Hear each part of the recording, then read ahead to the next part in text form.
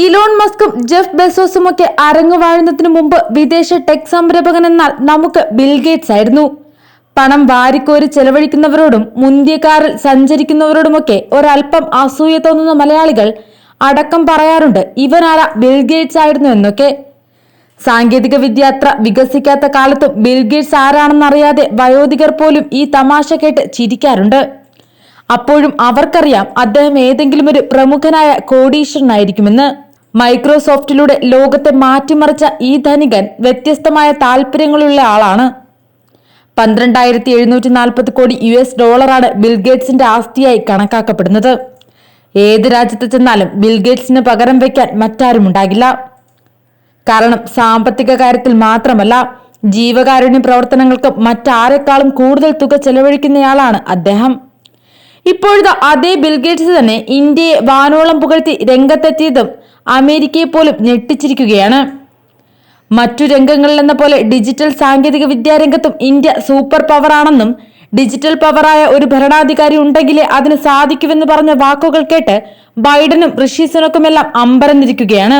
കാരണം വികസിത രാഷ്ട്രങ്ങളായ ബ്രിട്ടനെയും ഫ്രാൻസിനെയും ഒക്കെ നയിക്കുന്ന ഋഷി സുനക്കിനും ഇമ്മാനുവൽ മക്രോണിനുമൊന്നും സാധിക്കാത്ത കാര്യങ്ങളാണ് ഡിജിറ്റൽ സാങ്കേതിക വിദ്യയിൽ വയോധികനായ നരേന്ദ്രമോദി നടപ്പാക്കുന്നത്. അത് ദീർഘവീക്ഷണമുള്ള ഒരു ഭരണാധികാരിയുടെ ഇച്ഛാശക്തിയായി ലോകം അംഗീകരിക്കുന്നുമുണ്ട്. ഇന്ത്യൻ സന്ദർശനത്തിനെത്തിയ ബിൽഗേറ്റ്സ് പ്രധാനമന്ത്രി നരേന്ദ്രമോദിയുമായി ദീർഘസമയം കൂടിക്കാഴ്ച നടത്തുന്ന വീഡിയോ ഇപ്പോൾ ലോകം മുഴുവൻ കണ്ടുകൊണ്ടിരിക്കുകയാണ്. ഇന്ത്യയെക്കുറിച്ച് ബിൽഗേറ്റ്സ് പറഞ്ഞ വാക്കുകൾ സമൂഹ മാധ്യമങ്ങളിൽ സ്റ്റിക്കറുകളായി പ്രചരിക്കുന്നുണ്ട്. ലോകം വലിയ പ്രതിസന്ധികൾ നേരിടുമ്പോൾ ഇന്ത്യ വലിയ പ്രശ്നങ്ങൾ ഒറ്റയടിക്ക് പരിഹരിക്കും. ഭാവിയുടെ പ്രതീക്ഷയാണ് ഇന്ത്യ എന്നായിരുന്നു ബിൽഗേറ്റ്സിന്റെ വാക്കുകളുടെ തുടക്കം. തന്റെ ബ്ലോഗായ ഗേറ്റ്സ് നോട്ട്സിൽ ബിൽഗേറ്റ്സ് നൽകിയ ഈ പ്രസ്താവന പ്രധാനമന്ത്രി നരേന്ദ്രമോദിയും പങ്കുവച്ചിട്ടുണ്ട്. ശരിയായ ആശയങ്ങളും അവ കൃത്യമായി എത്തിക്കാനുള്ള മാർഗങ്ങളുമുണ്ടെങ്കിൽ ഏത് വലിയ പ്രശ്നവും ഒറ്റയടിക്ക് പരിഹരിക്കാമെന്നാണ് തന്റെ വിശ്വാസം. ഇന്ത്യ തനിക്ക് ഭാവിയുടെ പ്രതീക്ഷയാണ്. ലോകത്തെ ഏറ്റവും ജനസംഖ്യയുള്ള രാജ്യമായി ഇന്ത്യ മാറുകയാണ്. അതിനർത്ഥം അവിടുത്തെ പ്രശ്നങ്ങൾ ചെറിയ രീതിയിൽ പരിഹരിക്കാനാകില്ല, എന്നാൽ വലിയ വെല്ലുവിളികൾ പരിഹരിക്കാനാകുമെന്ന് ഇന്ത്യ തെളിയിച്ചു. രാജ്യം പോളിയോ നിർമ്മാർജ്ജനം ചെയ്തു, HIV പടരുന്നത് കുറച്ചു, ദാരിദ്ര്യം കുറച്ചു, ശിശുമരണ നിരക്ക് കുറച്ചു, ശുചീകരണം, ധനകാര്യ സേവനങ്ങൾ തുടങ്ങിയവ കുറച്ചുകൂടി പ്രാബല്യമാക്കുന്ന രീതിയിലാക്കി. നവീന ആശയങ്ങളെ പുണരുന്നതിൽ ഇന്ത്യ ലോകത്തെ നയിക്കുന്ന മാതൃകയാണ് നൽകുന്നത്. ആവശ്യക്കാർക്ക് പരിഹാരം ഉറപ്പു നൽകുന്ന മാതൃകയാണിത്. റോട്ടോ വൈറസ് വാക്സിൻ ചെലവേറിയതായപ്പോൾ ഇന്ത്യ അത് സ്വയം നിർമ്മിക്കാൻ തീരുമാനിച്ചു. വിവിധ വാക്സിനുകൾ ആവശ്യക്കാരിലേക്ക് എത്തിക്കാൻ ഫാക്ടറികൾ നിർമ്മിക്കുകയും അവ ഓരോരുത്തരിലും എത്തിക്കാനുള്ള മാർഗങ്ങൾ സ്വീകരിക്കുകയും ചെയ്തു. 2021 ആയപ്പോൾ 1 വയസ്സുള്ള 83% പേരിലും ഈ വാക്സിൻ കുത്തിവെച്ചു. ചെലവ് കുറഞ്ഞ ഇന്ത്യയുടെ ഈ വാക്സിൻ ഇപ്പോൾ മറ്റു രാജ്യങ്ങളും ഉപയോഗിക്കുന്നുണ്ടെന്നും ബിൽഗേറ്റ്സിന്റെ ബ്ലോഗിൽ പറയുന്നുണ്ട്. മാത്രമല്ല, ആർട്ടിഫിഷ്യൽ ഇന്റലിജൻസ് മുതൽ കാലാവസ്ഥാ വ്യതിയാനം, സ്ത്രീ ശാക്തീകരണം തുടങ്ങി നിരവധി നിർണായക വിഷയങ്ങളിൽ ഇരുവരും ചർച്ച നടത്തുകയുണ്ടായി. G20 ഉച്ചകോടിക്ക് മുമ്പുള്ള വിപുലമായ ചർച്ചകളെക്കുറിച്ച് പ്രധാനമന്ത്രി മോദി പറഞ്ഞു. G20യുടെ പ്രധാന ലക്ഷ്യങ്ങൾക്ക് വേണ്ടി പ്രവർത്തിക്കുന്നതിലെ ശുഭാപ്തി വിശ്വാസം അദ്ദേഹം പ്രകടിപ്പിക്കുകയും ചെയ്തു.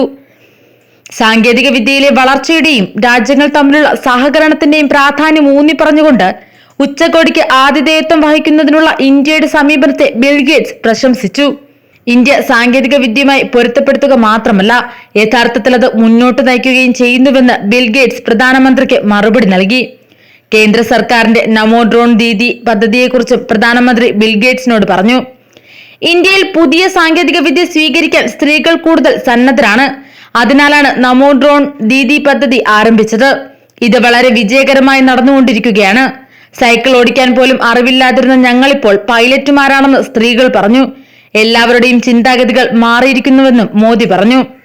ആർട്ടിഫിഷ്യൽ ഇന്റലിജൻസിന്റെ വളർച്ചയെയും അതുമായി ബന്ധപ്പെട്ട അപകട സാധ്യതകളെയും ഇന്ത്യ എങ്ങനെ കൈകാര്യം ചെയ്യുമെന്ന് പ്രധാനമന്ത്രിയും ബിൽഗേറ്റ്സും തമ്മിൽ സംസാരിച്ചു. നമ്മൾ AI ഒരു മാന്ത്രിക ഉപകരണമായി ഉപയോഗിക്കുകയാണെങ്കിൽ അത് ഒരുപക്ഷെ ഗുരുതരമായ പ്രശ്നത്തിലേക്ക് നയിച്ചേക്കാമെന്ന് പ്രധാനമന്ത്രി സൂചിപ്പിച്ചു. ഇത് AIയുടെ ആദ്യ നാളുകളാണ്. നിങ്ങൾക്ക് ബുദ്ധിമുട്ടാണെന്ന് തോന്നുന്ന കാര്യങ്ങൾ AI ചെയ്യും. എന്നാൽ എളുപ്പമെന്ന് നിങ്ങൾ കരുതുന്ന കാര്യങ്ങളിൽ അത് പരാജയപ്പെടും. AI ഒരു വലിയ അവസരമാണെന്ന് തോന്നുന്നു, പക്ഷെ അതിനോടൊപ്പം കുറച്ച് വെല്ലുവിളികളും ഉണ്ടെന്ന് ബിൽഗേറ്റ്സ് മറുപടി പറഞ്ഞു. കൃത്യമായ പരിശീലനമില്ലെങ്കിൽ അത് ദുരുപയോഗം ചെയ്യപ്പെടാൻ സാധ്യതയുണ്ടെന്ന് AIയുടെ ദുരുപയോഗത്തിനെ കുറിച്ച് പ്രധാനമന്ത്രി വ്യക്തമാക്കി. ഇന്ത്യയെ പോലുള്ള ഒരു ജനാധിപത്യ രാജ്യത്ത് ആർക്കും ഡീപ് ഫേക്ക് ഉപയോഗിക്കാം. ഡീപ് ഫേക്ക് ഉള്ളടക്കം AI ജനറേറ്റഡ് ആണെന്ന് അംഗീകരിക്കേണ്ടത് അത്യന്താപേക്ഷിതമാണെന്നും അദ്ദേഹം കൂട്ടിച്ചേർത്തു. വൈദ്യശാസ്ത്ര രംഗത്ത് വൻ കുതിച്ചുചാട്ടത്തിനൊരുങ്ങുന്ന ഇന്ത്യയുടെ ഭാവി പദ്ധതിയുടെ വിശദാംശങ്ങളും പങ്കുവച്ചു. തന്റെ സർക്കാർ വീണ്ടും അധികാരത്തിലെത്തിയാൽ ഗർഭാശയ ക്യാൻസറിനെ കുറിച്ചുള്ള പ്രാദേശിക ഗവേഷണത്തിനായി ശാസ്ത്രജ്ഞർക്ക് ഫണ്ട് അനുവദിക്കുമെന്ന നിർണായക വിവരമാണ് മോദി പുറത്തുവിട്ടത്. നമ്മുടെ ശാസ്ത്രജ്ഞർക്ക് ഒരു ബജറ്റ് നൽകാൻ ആഗ്രഹിക്കുന്നു. കൂടാതെ ഇതിനെക്കുറിച്ച് പ്രാദേശികമായ ഗവേഷണം നടത്തി ഒരു വാക്സിൻ ഉണ്ടാക്കാൻ ഞങ്ങൾ ആഗ്രഹിക്കുന്നു. ചെലവ് കുറവിൽ രാജ്യത്തെ എല്ലാ പെൺകുട്ടികൾക്കും വാക്സിനേഷൻ നൽകണമെന്ന് പ്രധാനമന്ത്രി കൂട്ടിച്ചേർത്തു. ആഗോളതലത്തിൽ തന്നെ സെർവിക്കൽ ക്യാൻസർ രോഗബാധിതരുടെ എണ്ണം വർദ്ധിക്കുന്നതായാണ് പഠന റിപ്പോർട്ടുകൾ സൂചിപ്പിക്കുന്നത്.